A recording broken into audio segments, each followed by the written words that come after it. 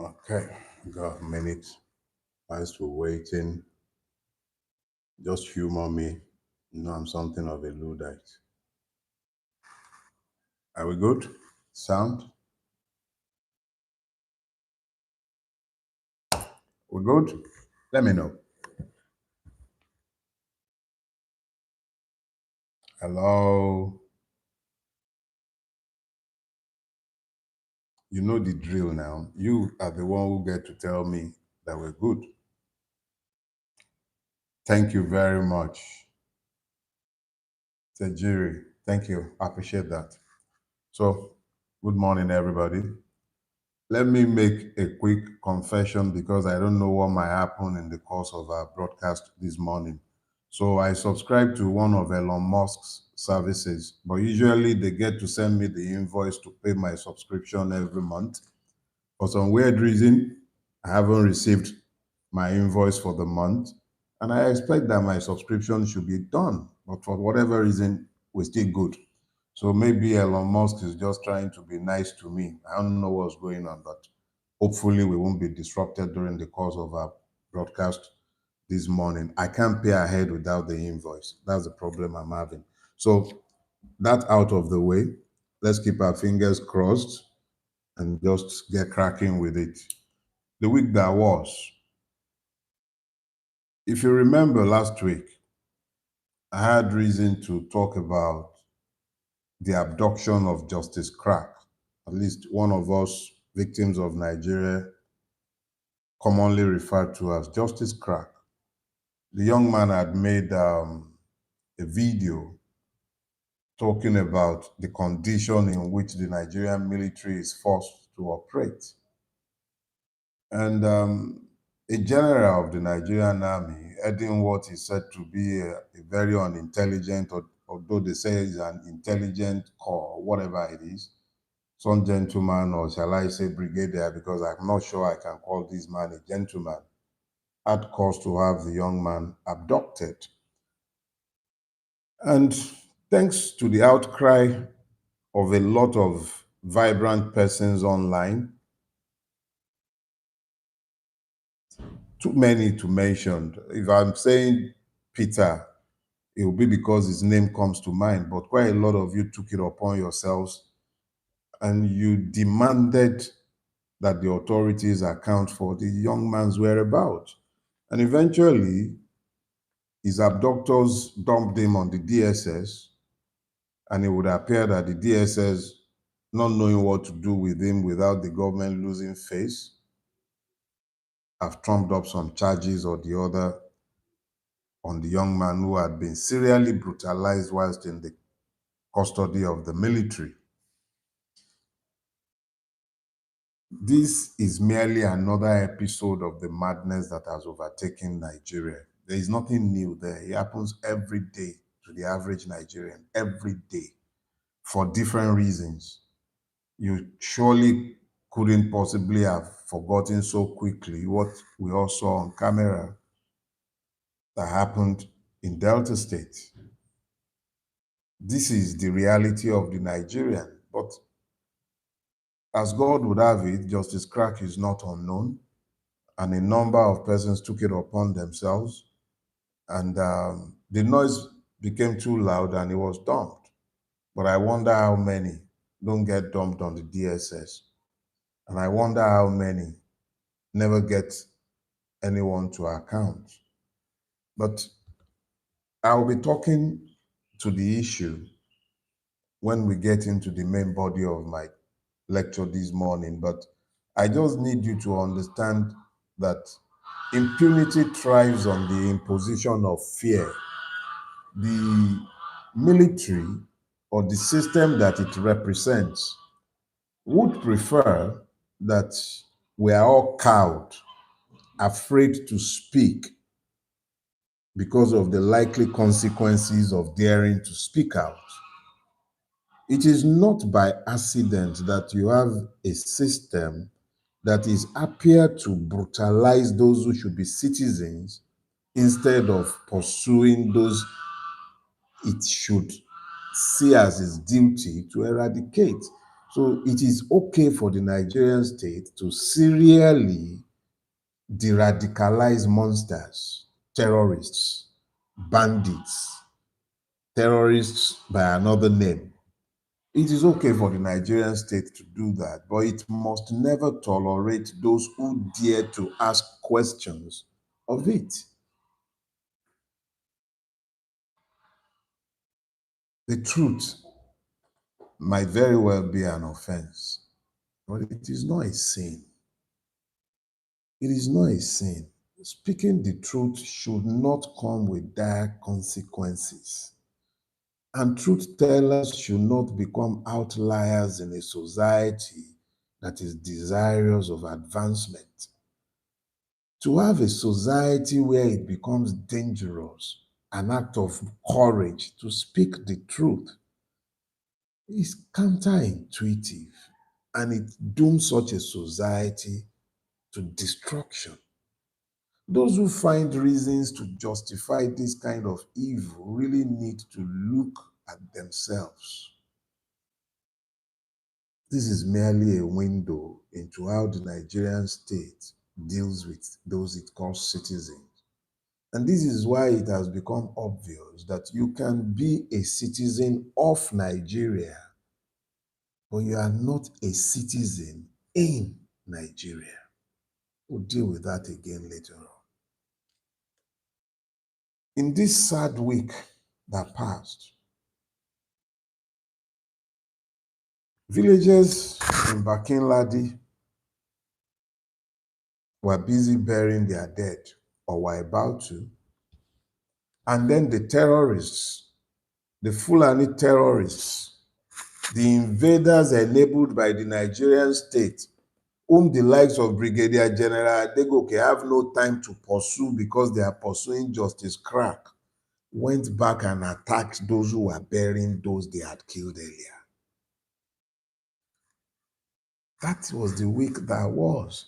You see, when these things happen, it is critical that we understand that these are not isolated accidents, but these are systemic windows being opened for those who can discern to see what the Nigerian state tolerates, promotes, mollycoddles, or crushes. The Nigerian state not only has no time to record the fact of the death of those it labels citizens but are actually victims. It cannot even provide security for the living to bury the dead. But it has time to chase around Justice Crack. He has time to haul Yele Sowore before courts. He has time and the resources to intervene in foreign wars. But in his own territory, he has no time. And those who are burying the dead are also killed.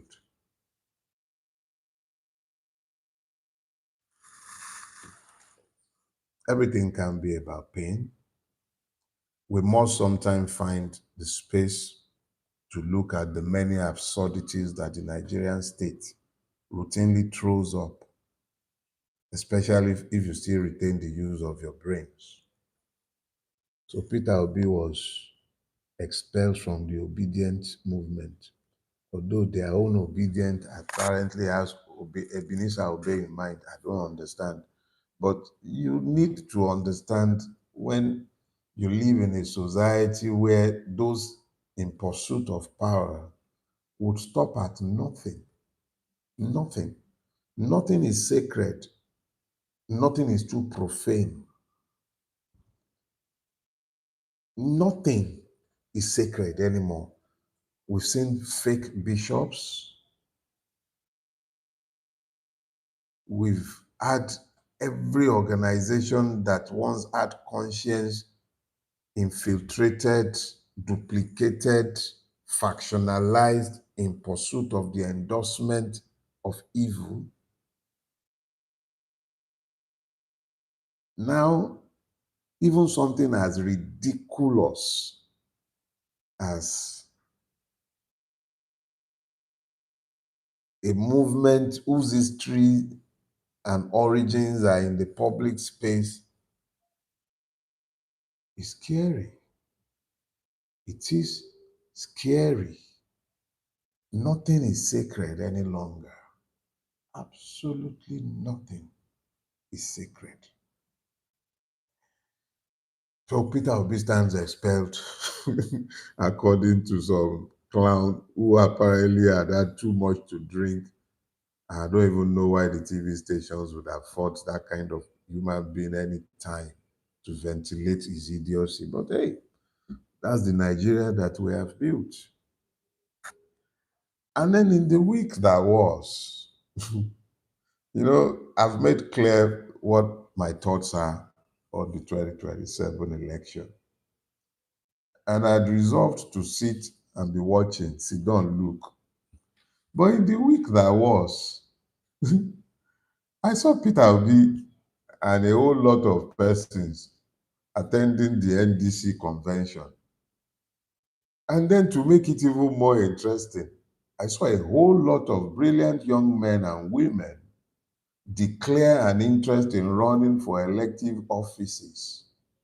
From governorship, Zari Yusuf told me about his gubernatorial ambitions for Kaduna, to Aisha Yusuf running for the FCT seat in the Senate. Oh, wow. I saw Progress Okuk, I think, the fairy designer woman in Abuja. She says she's running for the reps or something along those. So I saw a whole lot of young men and women. Even Peter Aka, I saw him. He's running for the Senate. So I'm looking at all of these and I'm saying to myself, regardless of my reservations about 2027, these are positive developments. And it bleeds into my subject for the day. I'm seeing a whole lot of persons who would once be more interested in having Voltrons, becoming interested in becoming Voltrons themselves. That's pretty encouraging. And then, just so that we'll conclude this on a much, well, you can call it lighter note, but there is one newspaper headline that's been floating around in cyberspace for some time, and it comes from a 1976 newspaper. I'm suspecting it's the Nigerian Herald, but all you see is Nigerian. They don't show the full masthead, but that color, I think that must have been the Nigerian Herald back then. But it is a paper dated the 19th of August, 1976. And he said, Judge arrested over 20 naira bribe. And I laughed because the imputation, what they want you to take away from that is that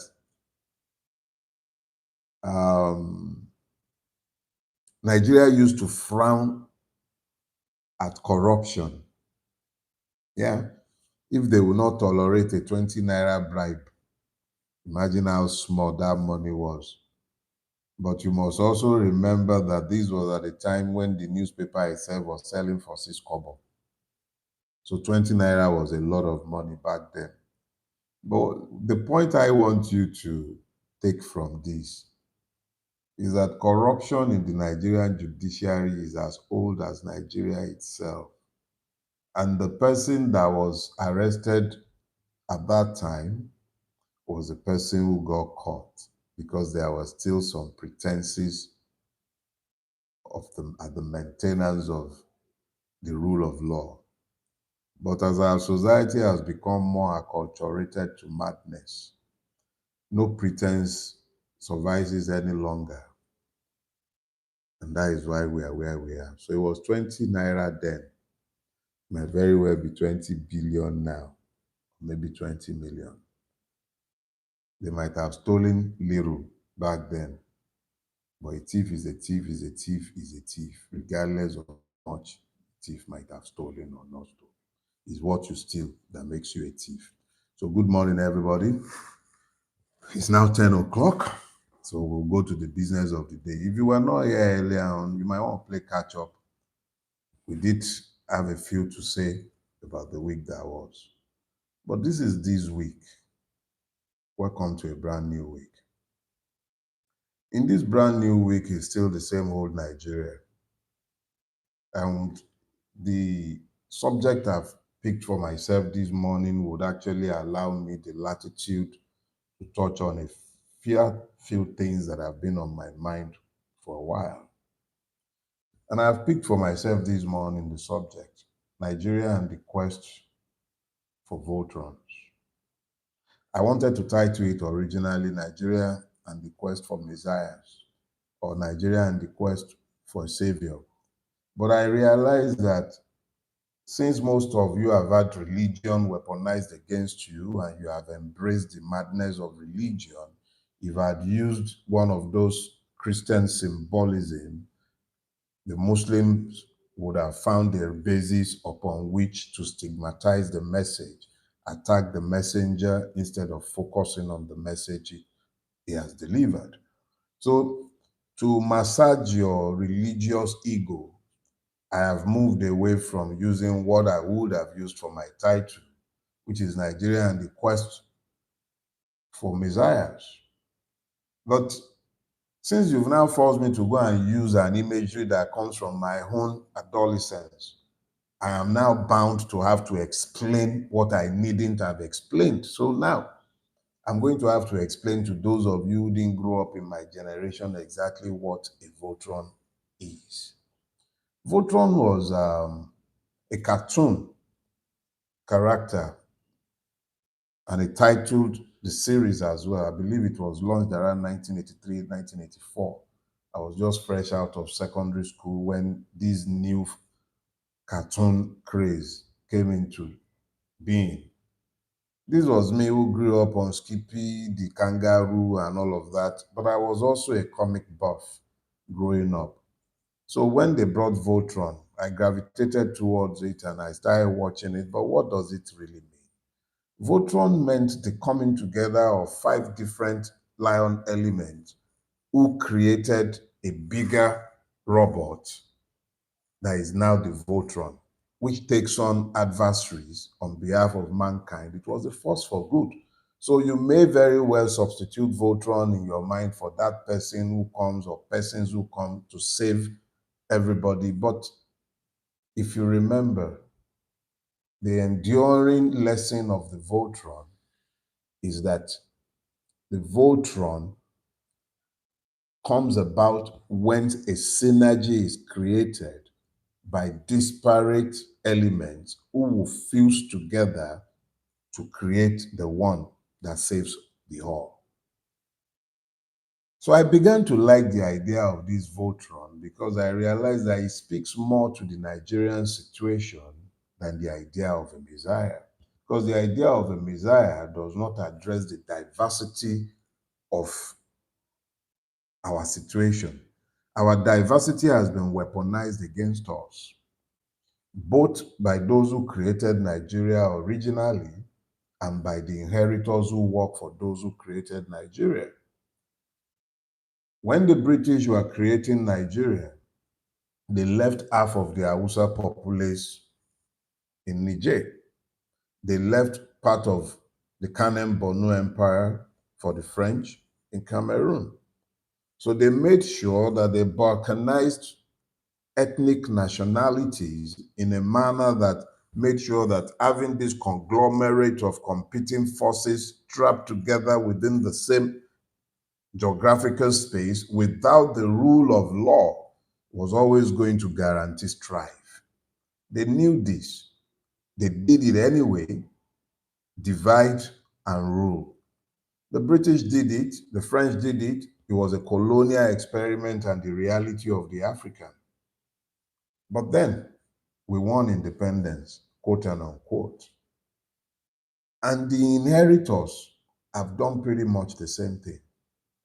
Nigerians are by far more divided today than we were at the point of independence. How do you begin to visualize the idea of an African citizenship when you cannot even have citizenship within the national boundaries of these arbitrarily drawn up African states? So very quickly, you find that Nigerians have been balkanized, more divided, and incapable of pursuing common purposes because they have been commonly divided. So, over time, in the absence of us creating the synergy that we should create, what has happened is that we have created Voltrons. Voltrons, not necessarily, we've created robots. Let me just put it that way so that I don't complicate issues for those who are not alive to the Voltron imagery. But instead of synergizing, coming together to fight our common enemies in pursuit of common purposes, what we have done is that we have created king messiahs, Mahdis. We looked around us, and the next thing we've done is, oh, this one is a human rights activist. That one is a human rights activist. Oh, that pastor is speaking for us. Oh, that person is speaking for us. What has prevented us from speaking for ourselves? We have created grievance merchants all over the place. We have grievance merchants. People have genuine grievances, but persons are profiting off the back of these grievances instead of solving the systemic issue that has led to these problems. I remember this time last year, Trump was the flavor of the month or of the year amongst a whole lot of Nigerians, particularly the persecuted Christians in the Middle Belt, because it was believed that he would intervene in our situation, especially with his bombast. He will come and fight the genocide in Nigeria. This became a topic to further divide us. Has that genocide stopped? Have the murderous Fulani stopped killing people in the Niger Delta? Has it stopped? The president spent all of 10 minutes on the plateau. Has it stopped? Bakin local government, the entirety of the local government has become a no-go zone. You can't even bury the dead in peace. People get killed burying the dead. Has it stopped? We're waiting for the Voltron abroad to come and save us in Nigeria. But our situation deteriorates on a daily basis. Instead of us to find common purpose amongst ourselves to deal with the common problems that we have across the length and breadth of our country, we're busy waiting for Voltrons.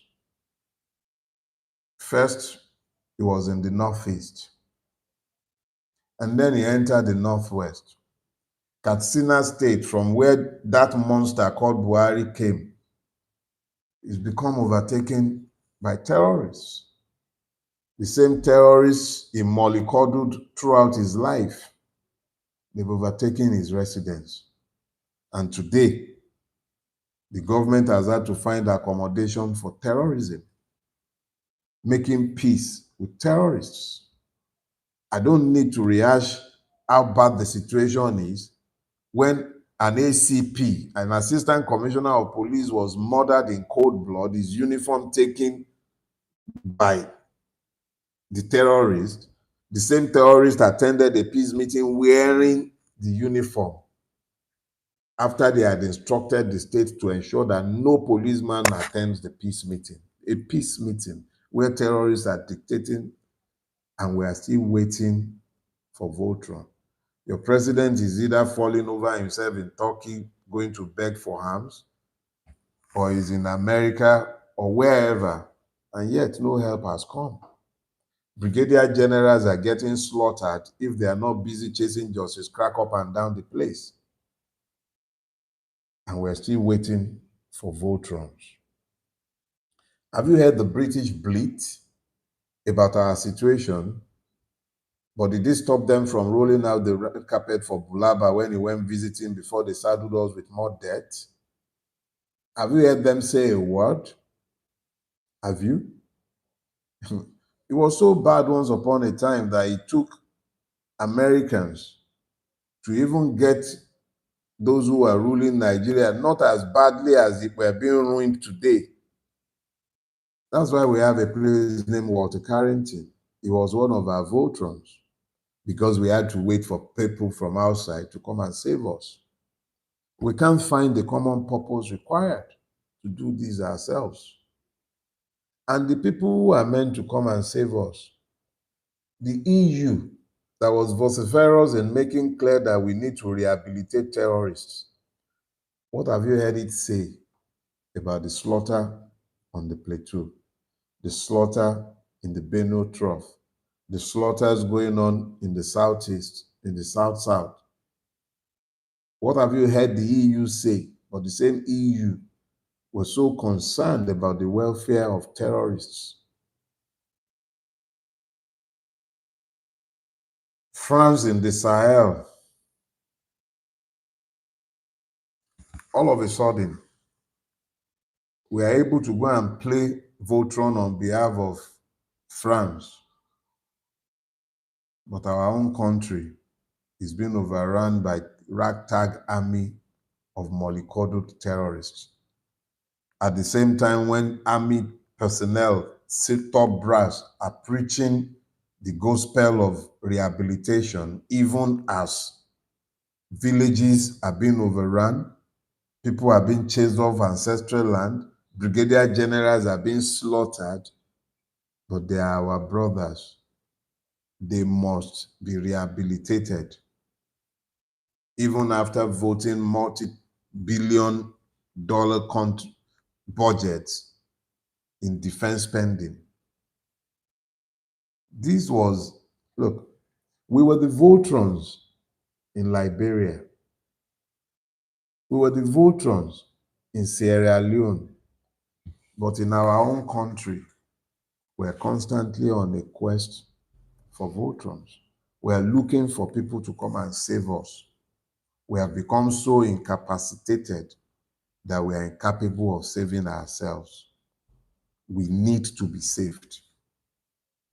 What has led us into this situation? All across the country today, yesterday's Voltrons, the people who used to set the mark, the standard for what constitutes moral probity, are today's explainers of evil. And instead of focusing on the systemic problems, when you hear voices, it's about really waving contests. I am the bigger than you.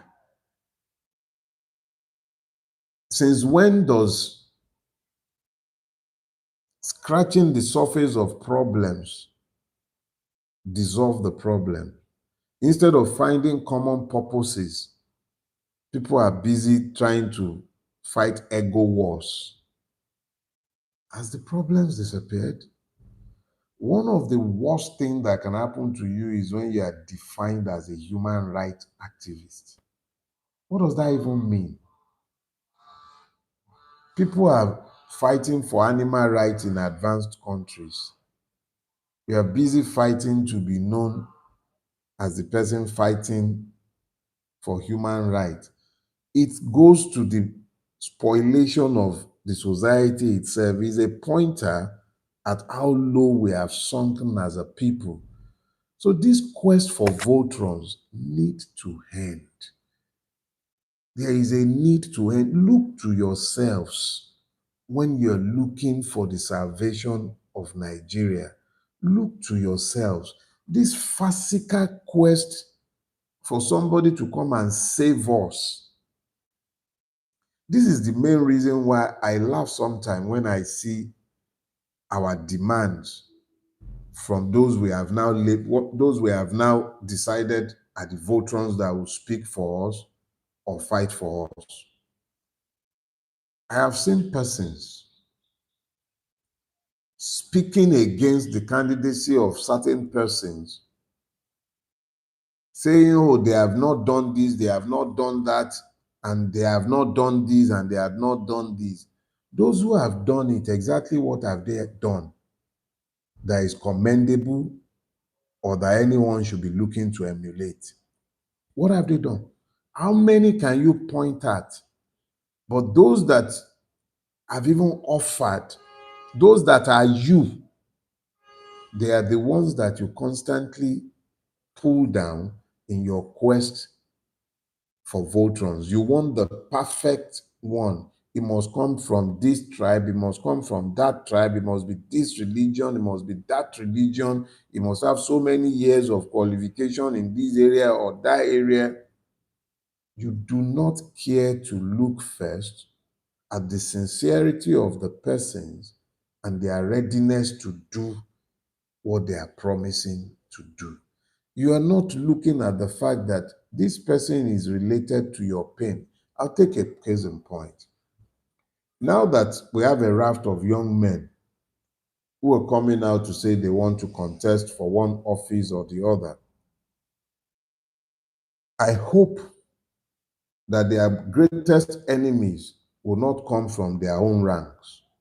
Persons who will be demanding that, oh, they should have this much experience or that much experience, or they are not from the right geographical location or that geographical location. We have these false narratives that we have created where persons must, of necessity, fit into our own box of what the Messiah we are waiting to see must look like. Let me just say this to us. I don't have a long message to preach to anybody today, but the key thing I want us to get into our heads is this. There is no problem that assails you wherever you might be in Nigeria that is not common to every other Nigerian. I understand that the validation of your grievances are sometimes rooted in your ethnicity. I agree. I'll be foolish to argue against the fact that being a Christian in the Middle Belt, being even in the Middle Belt, victimizes you. I'll be a fool to argue against that. But the same is happening in Kwara State. The persons in Kwara State are Muslims, mostly Muslims, largely. They're Yorubas, but they are being overrun by terrorists, largely Fulani terrorists. The same ones mollycoddled in the Benue, on the Plateau, mollycoddled also in Kwara. Go into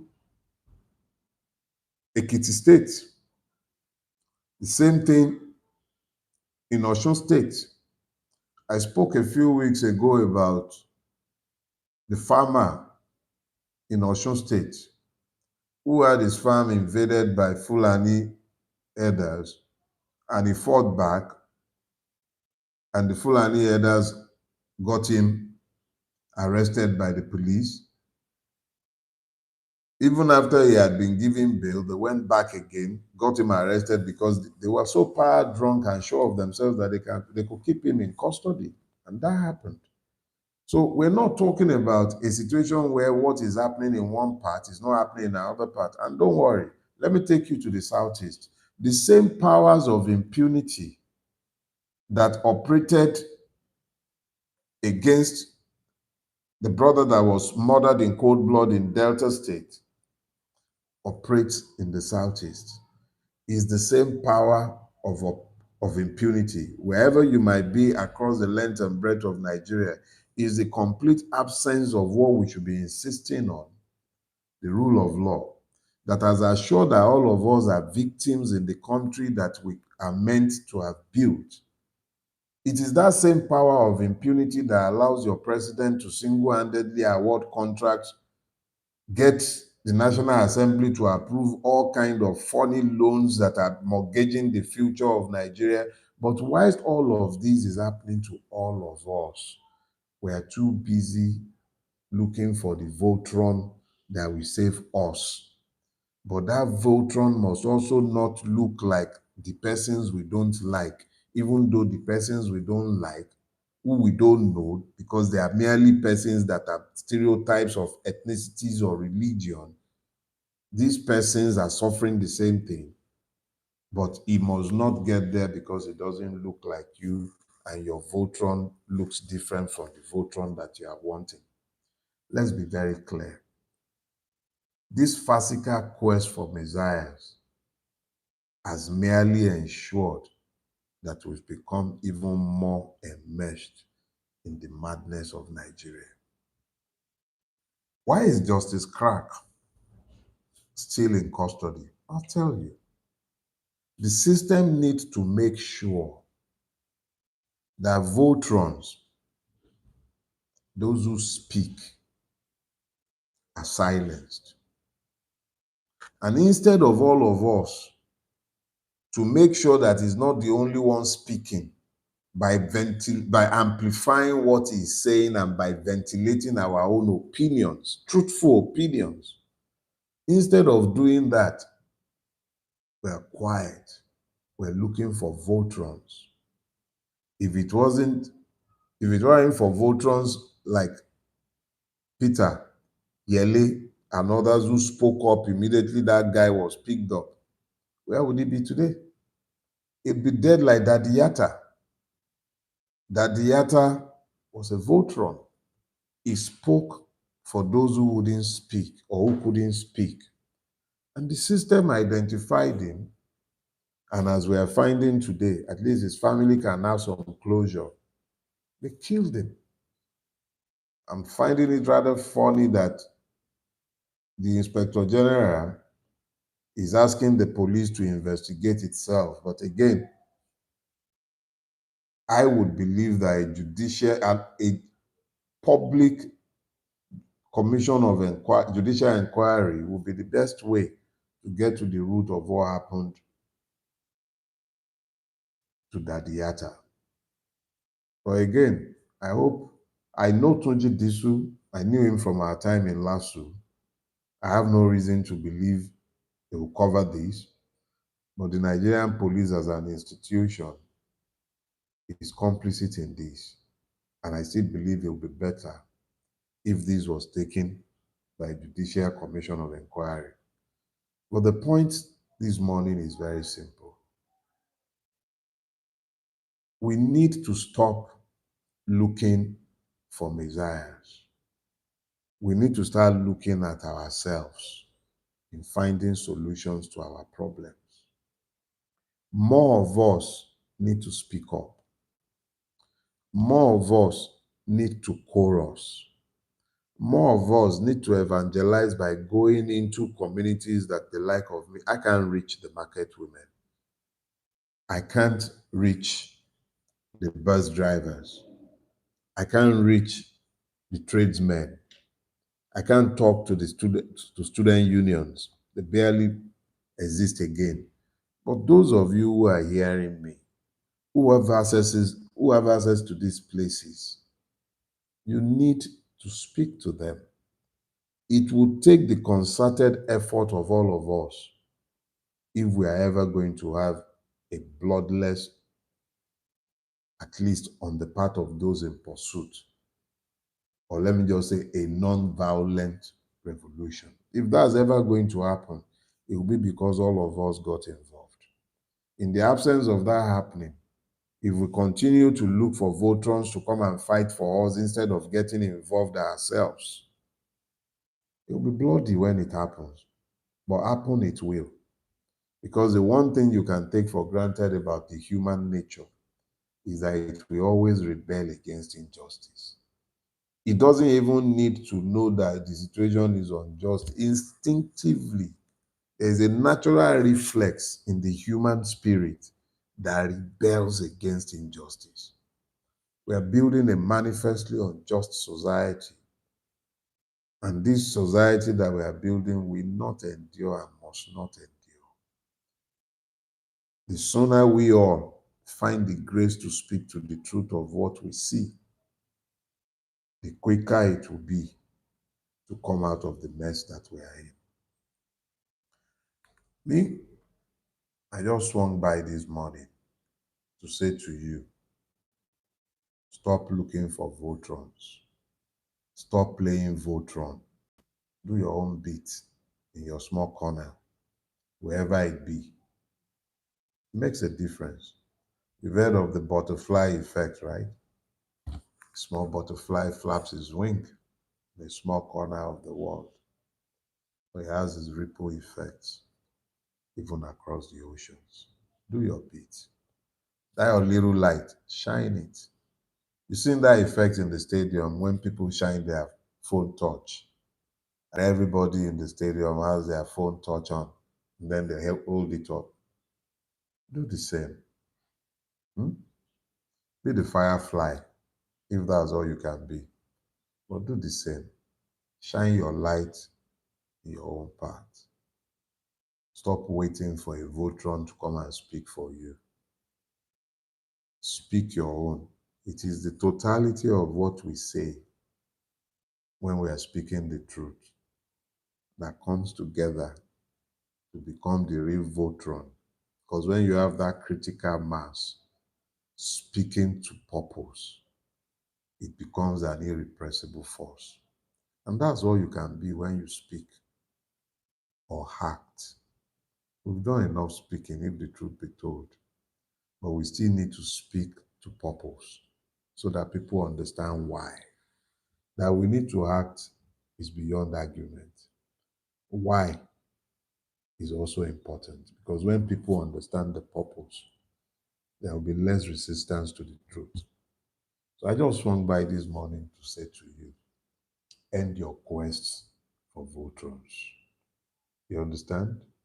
End your quest for Voltrons. Become the Voltron yourself. Speak. Do your part. Enjoy the rest of the week. I will see you next week. I have a sneaky suspicion this week is going to be very interesting. Talk to you later.